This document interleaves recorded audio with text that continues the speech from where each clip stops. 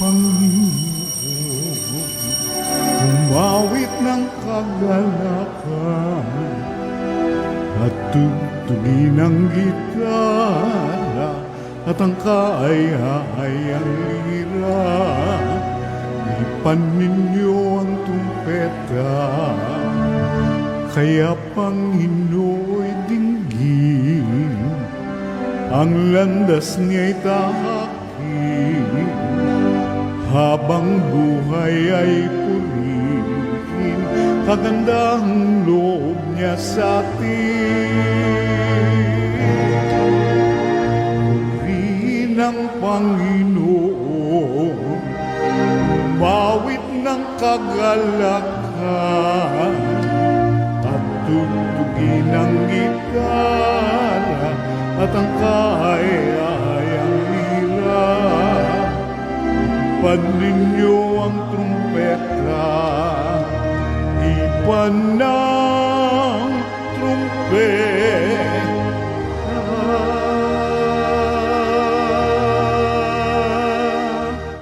Sa ngalan ng Ama at ng Anak at ng Espiritu Santo, Amen. ang pagpapala ng ating Panginoong Hesukristo, ang pag-ibig ng Diyos Ama, at ang pakikipagkaisa ng Espiritu Santo, naway sumainyong lahat. At sumaiyo rin. Mga kapatid, tinipon tayo bilang mga kaanib na angkan ng Diyos, kaya dumulog tayo sa maawaing Panginoong nagpapatawad ng lubos. Sinugong tagapagpagaling sa mga nagsisisi, Panginoon, kaawaan mo kami. Panginoon, kaawaan mo kami. Dumating na tagapag-anyayang mga makasalanay magsisi, Kristo, kaawaan mo kami. Kristo, kaawaan mo kami. Nakaluklok ka sa kanan ng Diyos Ama para ipamagitan kami. Panginoon, kaawaan mo kami. Panginoon, kaawaan mo kami. Kaawaan tayo na makapangyarihang Diyos, patawarin tayo sa ating mga kasalanan at patnubayan tayo sa buhay na walang hanggan. Amen. Manalangin tayo. Ama naming makapangyarihan, kami naway magkaroon ng pitagan at pagmamahal para aming magawang sambahin ang ngalan mo. Sapagkat sa mga pinatatatag sa iyong pag-ibig, ikaw ay walang pinababayaang masadlak sa ligalig.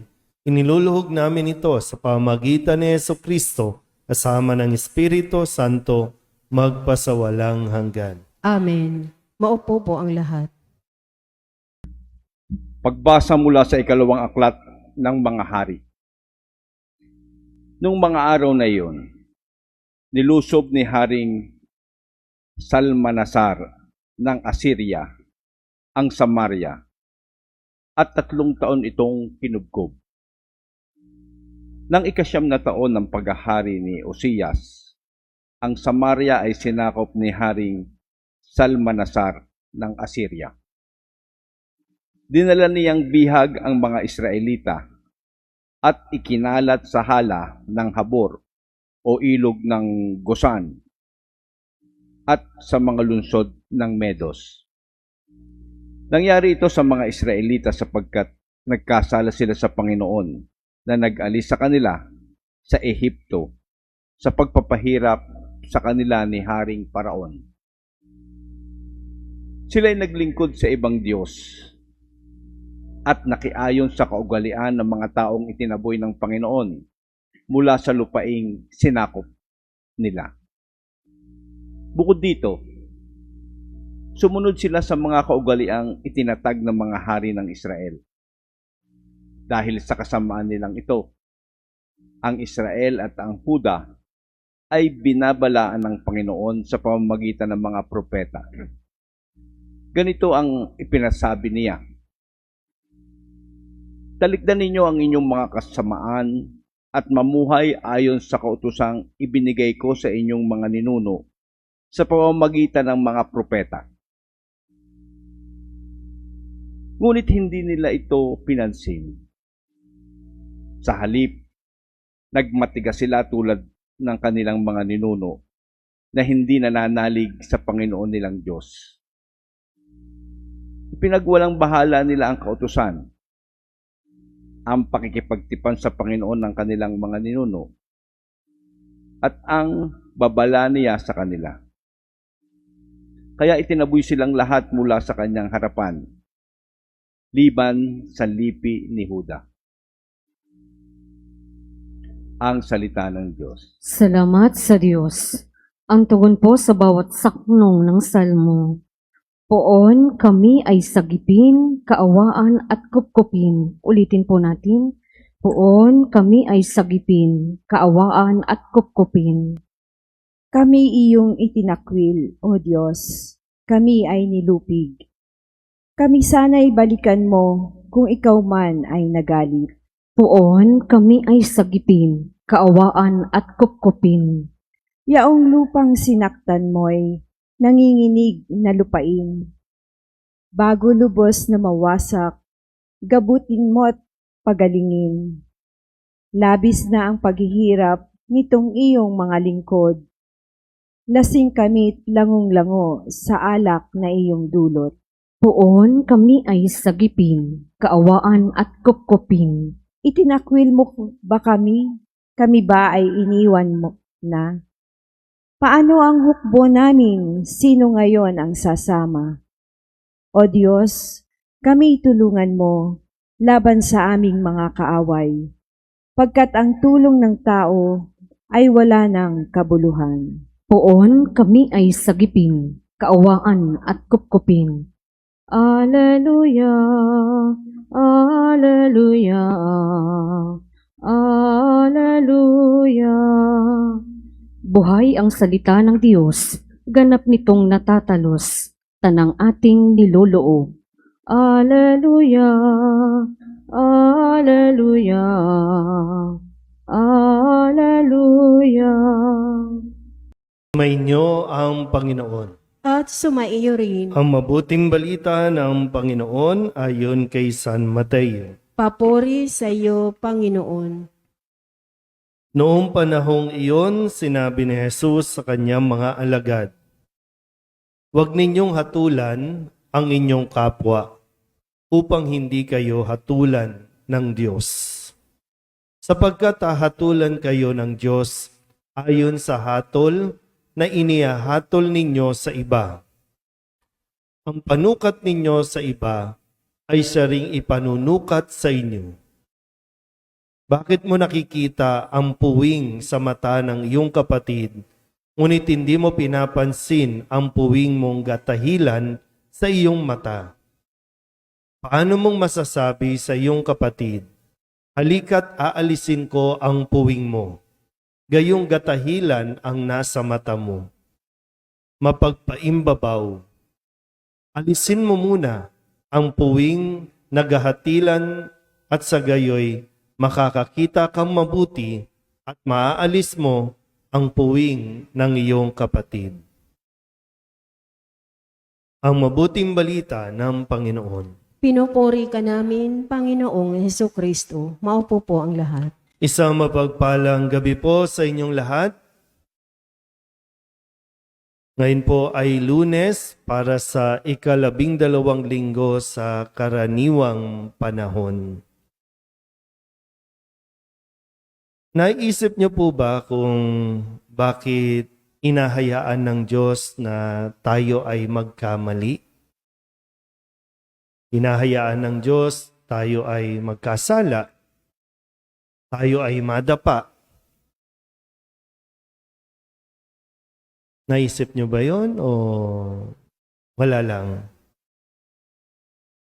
Uy, may mga tulala eh. Kulang lang talaga tayo sa pag-iisip. Kasi gusto talaga natin maging perfect. Kaya lahat ng bagay, no? Lahat ng paraan ginagawa natin. Gusto mo perfect ang ilong, gusto mo perfect ang kulay, gusto mo perfect ang mata. Kaya nga ngayon, no, sa teknolohiya, kapag alam nila na may diferensya ang bata, yung sanggol, no, fetus pa lang, alam mo na mayroon tong diferensya, kailangan i-abort na. Kasi ayaw natin ng imperfections. Gusto natin maging perfect. Perfect ang buhay, perfect na asawa, perfect na pamilya, pero hindi eh. Hinahayaan ng Diyos na maranasin natin itong mga ito. Kahit ayaw natin ng imperfections, nagkakaroon tayo ng imperfections. Tingnan niyo mukha ng katabi ninyo. Perfect na ba? Kahit anong anggulo pa, kahit gaano pa kagaling, kahusay, ang doktor na rumitoke sa iyo, mayroon at mayroong bagay na nasa sa iyo na kahit kailan hindi magiging perpekto. At itatago mo yan, pipilitin mong itago o pagtakpan yan. Kahit nga ugali eh. Kahit mismong karanasan mo, kahinaan mo, gusto mong itago sa tao. Kasi nahihiya ka o natatakot ka. Kung kaya't ang nangyayari, bawat isa sa atin, hindi natin namamalayan, nagiging judgmental sa isa't isa. So, kung alam mo lang kung gaano ka ka-imperfect, kung alam mo lang at tanggap mo sa sarili mo na mayroong kang kahinaan, sa tingin ko, hindi mo makukuhang maghusga ng kapwa. Kasi alam mo yung pakiramdam. Kasi alam mo yung nararamdaman, alam mo yung nararanasan ng isang taong hinuhusgahan ayon sa kanyang kulay, sa kanyang lahi, sa kanyang sexual preference, ano pa ba? Alam mo yan eh. Minsan, no? Bakit ikaw, bakit sa pamilya mo nagkaroon ng miyembro ng LGBT? Bakit sa pamilya mo, bakit sa kakilala mo, sa angkan mo, nagkaroon ng addict, nagkaroon ng kriminal? Bakit nagkaroon? Para nang sa ganun, hindi natin huhusgahan at hahatulan ang iba na nagkakaroon ng ganong karanasan. Mas natututo tayong maging compassionate. Ay, yun yung problema. No? Kapag ang tingin mo sa sarili mo, perfect ka, wala. Napakadali sa'yo para manghusga. Ngayon nga lang, sa social media, di ba, no?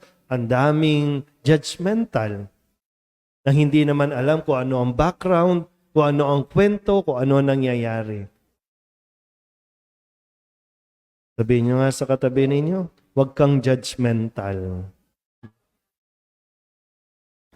Ito, minsan, tatanggapin natin, hindi natin naiintindihan ang bawat isa.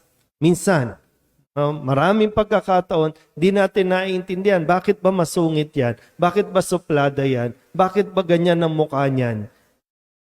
Kasi hindi pa natin alam ang kwento. Pero hindi nangangahulugan, hindi ibig sabihin may karapatan na tayong hatulan ang bawat isa. Kasi pag nabuntis ang babae, ang landi-landi kasi niyan. Hindi mo alam bakit siya nabuntis.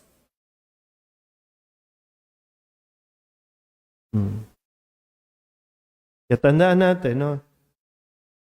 Sinasabi dito sa ating ebanghelyo, napakadali namang intindihin. No?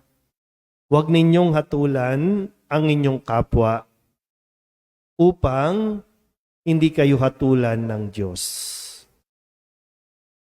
So, ang Diyos ang hahatol sa atin. Ang Diyos ang may karapatang humatol. Kung hatulan man tayo, i-judge man tayo, hindi ibig sabihin dapat tayong gumante o manghusga rin. Kasi wala sa atin ang kapangyarihan, wala sa ating mga kamay ang manghusga rin. Nasa Diyos yan. Kaya imbis na paghahatol, imbis na panghuhusga, pagpapala ang dapat nating ibinibigay.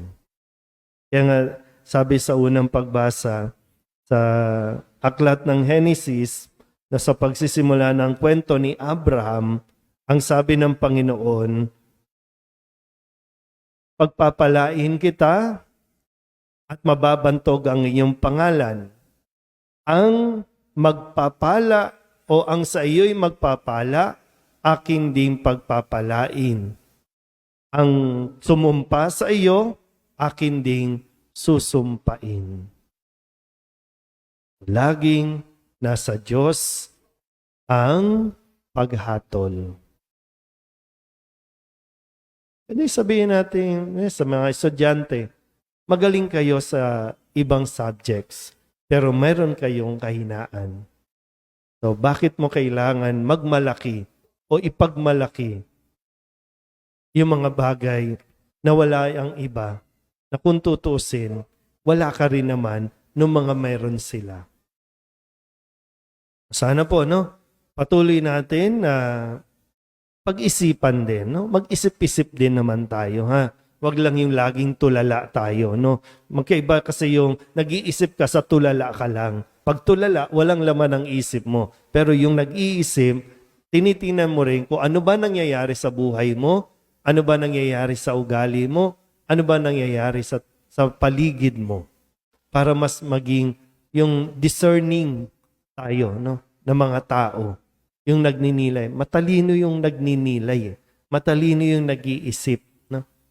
Pero kung bigla lang tayong bibitaw ng salita ng panghusga ng hindi nag-iisip, yun ang walang alam. Pero tayo lang din naman na makakasagot niyan. Tayo din ang makakaalam niyan sa sarili natin. Ha? Pero tandaan natin, ang Diyos ang huling hahatol sa atin. Kung paano natin natulan ang ating kapwa, ganun din tayo hahatulan ng Diyos. Amen?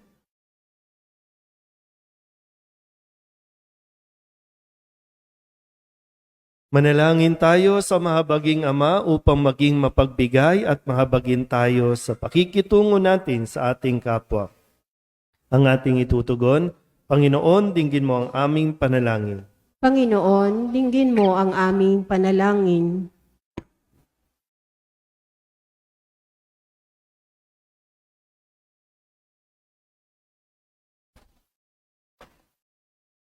Ang simbahan, naway laging isagawa ang kanyang paglilingkod sa mananampalataya sa pamamagitan ng pagpapagaling at pagpapatawad.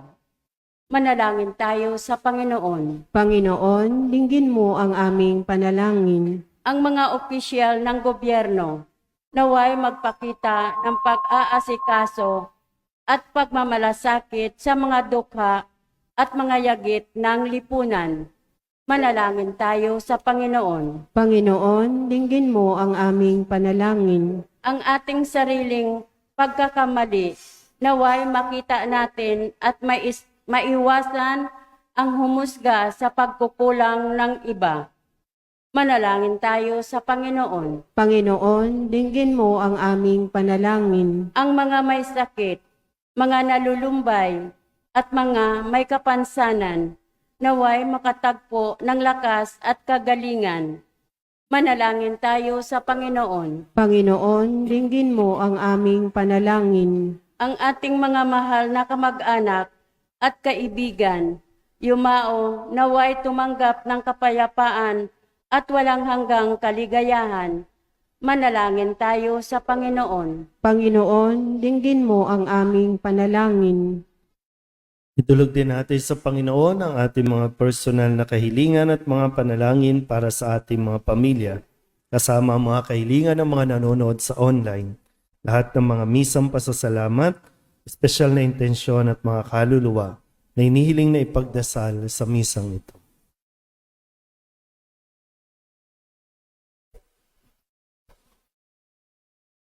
Ang lahat ng ito inihiling namin sa ngalan ni Kristong aming Panginoon. Amen. Maupo po ang lahat.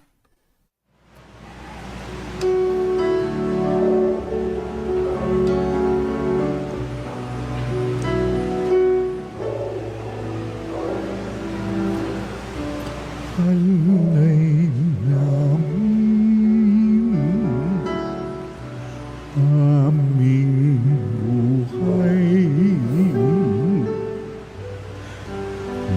bawat galat at lumbay, bawat pangarap naming taglay, sa palad mo ilalagay.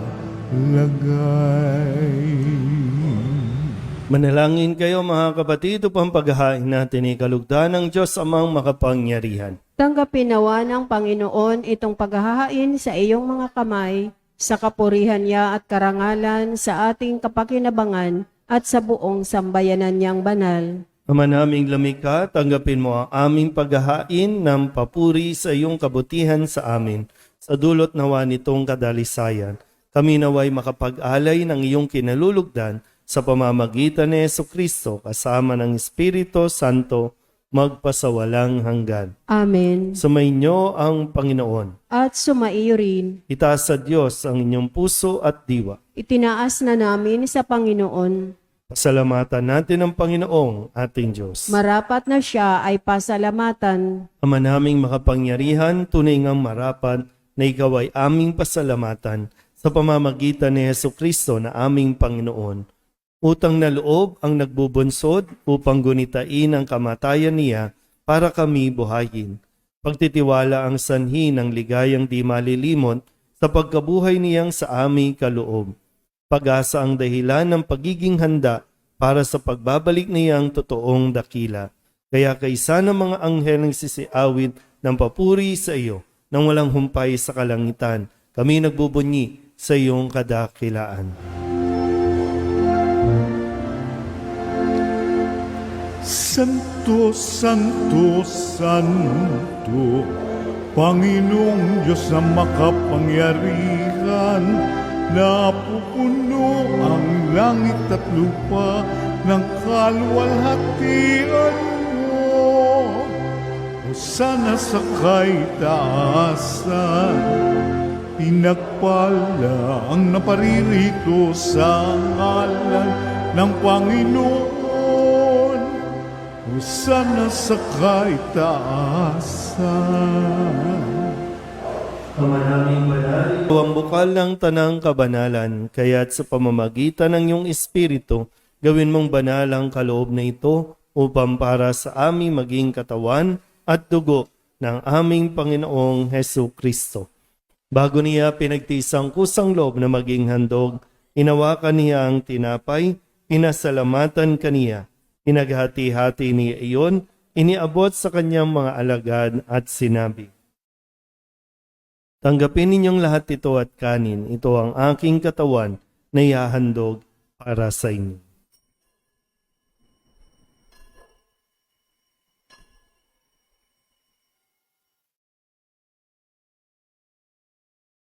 Gayun din naman, nung matapos ang hapunan, hinawakan niya ang kalis, muli kaniyang pinasalamatan. Iniabot niya ang kalis sa kanyang mga alagad at sinabi, tanggapin ninyong lahat ito at inumin. Ito ang kalis ng aking dugo, ng bago at walang hanggang tipan. Ang aking dugo na ibubuhos para sa inyo at para sa lahat sa ikapagpapatawad ng mga kasalanan. Gawin ninyo ito sa pag-alaala sa akin.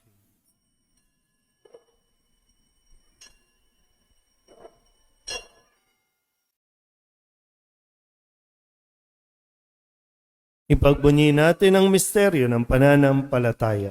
Si Kristo'y namatay, si Kristo'y nabuhay, si Kristo'y babalik sa wakas ng panahon. Ama, ginagawa namin ngayon ang pag-alaala sa pagkamatay at muling pagkabuhay ng iyong anak.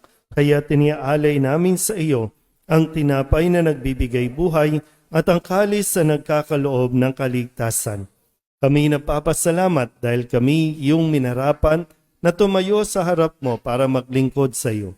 Isinasamo namin kami magsasalo-salo sa katawan at dugo ni Kristo ay mabuklod sa pagkakaisa sa pamamagitan ng Espiritu Santo. Ama, lingapin mo ang iyong simbahang laganap sa buong daigdig. Puspusin mo kami sa pag-ibig kaysa ni Francisco na aming Papa at ni Jose na aming obispo at ng tanang kaparian. Alalahanin mo rin ang mga kapatid naming nahimlay na may pag-asang sila'y muling mabubuhay, gayon din ang lahat ng mga pumanaw. Kawaan mo sila at patuloyin sa iyong kaliwanagan. Kawaan mo at pagindapating kaming lahat na makasalo sa iyong buhay na walang wakas. Kaysa ng mahal na Birhen Maria na ina ng Diyos, ng kabiyak ng puso niyang sa San Jose, kaysa ng mga apostol at ng lahat ng mga banal na namuhay dito sa daigdig na kalugod-lugod sa iyo, may pagdiwang nawa namin ang pagpupuri sa ikararangal mo sa pamamagitan ng iyong anak na aming Panginoong Hesukristo. Sa pamamagitan ni Kristo, kasama niya at sa Kanya, ang lahat ng parangal at papuri ay sa iyo, Diyos amang makapangyarihan, kasama ng Espiritu Santo, magpasawalang hanggan. Amen.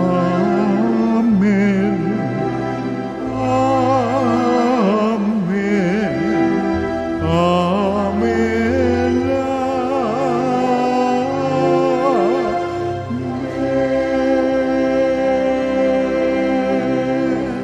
Sa tagubili ng manakagagaling na utos at turo ni Jesus sa Panginoon natin at Diyos, ipahayag natin ng lakas loob.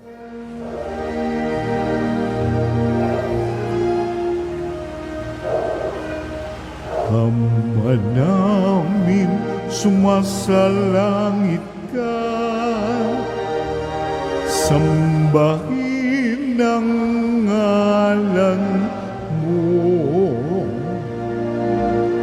Mapasa amin ang kaharian mo, sundin ang loob mo, dito sa lupa para lang sa langit. Bigyan mo kami ngayon ng aming kakanin sa araw-araw, at patawarin mo kami sa aming mga sala, para ng pagpapatawad namin sa kasala sa amin, at huwag mo kaming ipahintulot sa gusto, at iadya mo kami sa lahat ng masama.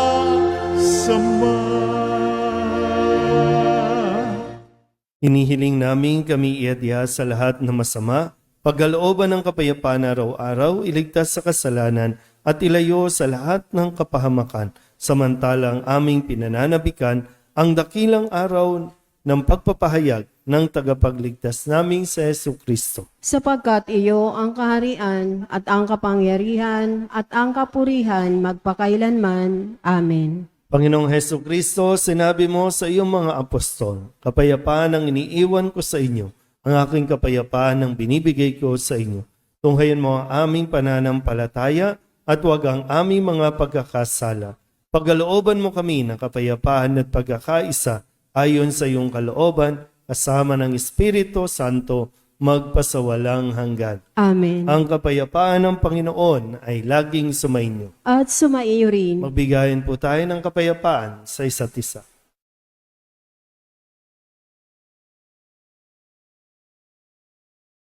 Kordero ng Diyos na nag-aalis ng mga kasalanan ng sanlibutan, maawa ka sa amin. Kordero ng Diyos na nag-aalis ng mga kasalanan ng sanlibutan, maawa ka sa amin. Kordero ng Diyos na nag-aalis ng mga kasalanan ng sanlibutan, ipagkaloob mo sa amin ang kapayapaan. Lumuhod po ang lahat.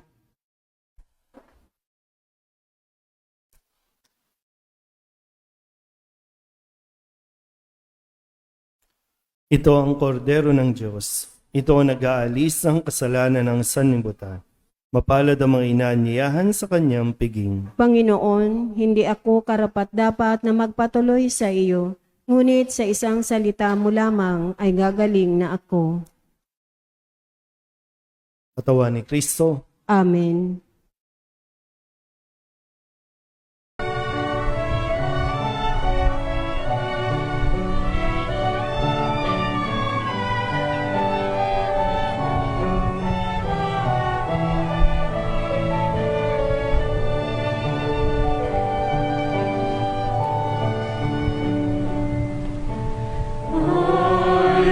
Listen to the Lord, will listen to the voice of His people, serve them with all my heart. I will listen to His words and call upon the Lord for His people to live in faith and truth and in love.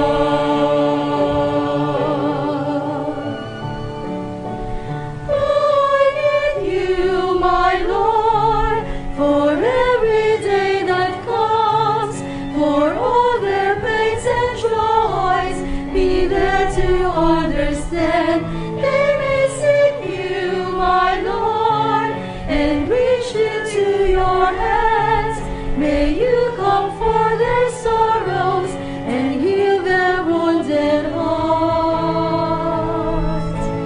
I will listen to the Lord, will listen to the voice of His people, serve them with all my heart.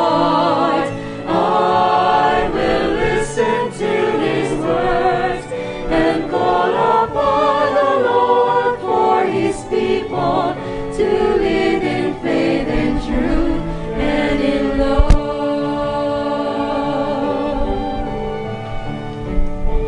I believe you, my Lord, show them your truth and love.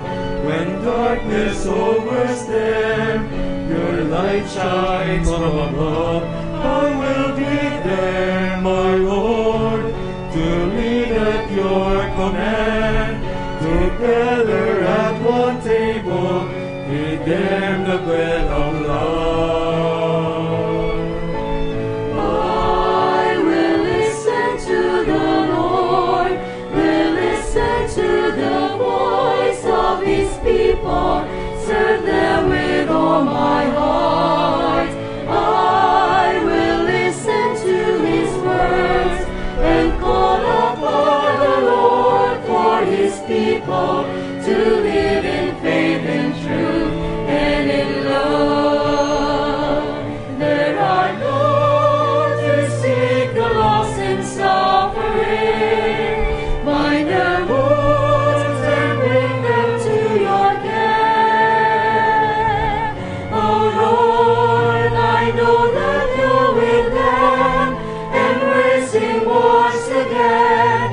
Your love is all I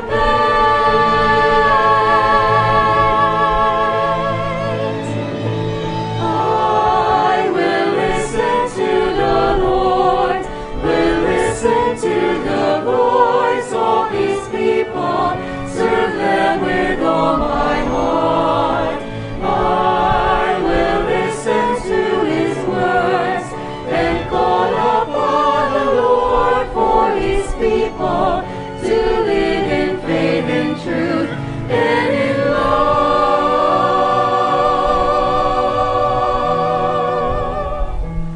I will listen to the Lord and call upon the Lord for His people to live in faith and truth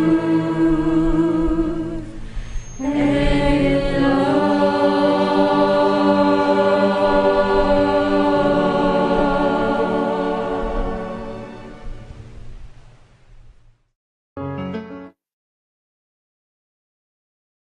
Ama naming mapagmahal, kaming nakinabang sa katawan at dugo ng iyong anak ay sumasamo sa iyong habag upang ang aming taimtim na ginanap ay maging pagtanggap namin sa tiyak mong pagliligtas sa pamamagitan ni Jesucristo kasama ng Espiritu Santo magpasawalang hanggan. Amen. Sumainyo ang Panginoon. At sumaiyo At rin. pagpalain kayo ng makapangyarihang Diyos, Ama at Anak at Espiritu Santo. Amen. Tapos na ang banal na misa, humayo tayo sa kapayapaan ni Kristo. Salamat sa Diyos. Magandang gabi po.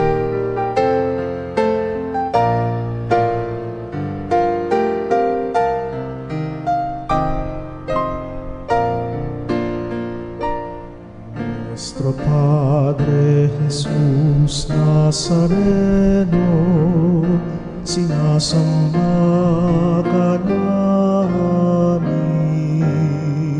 pinipintuho ka namin, aral mo ang aming buhay at kaligtasan.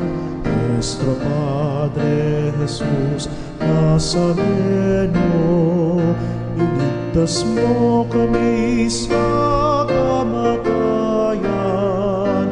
Ang krus mong kinamatayan ay sagisag ng aming kaligtasan. Nuestro Padre Jesus Nazareno, dinarangal ka namin. Nuestro Padre Jesus Nazareno, minulwalhati ka namin.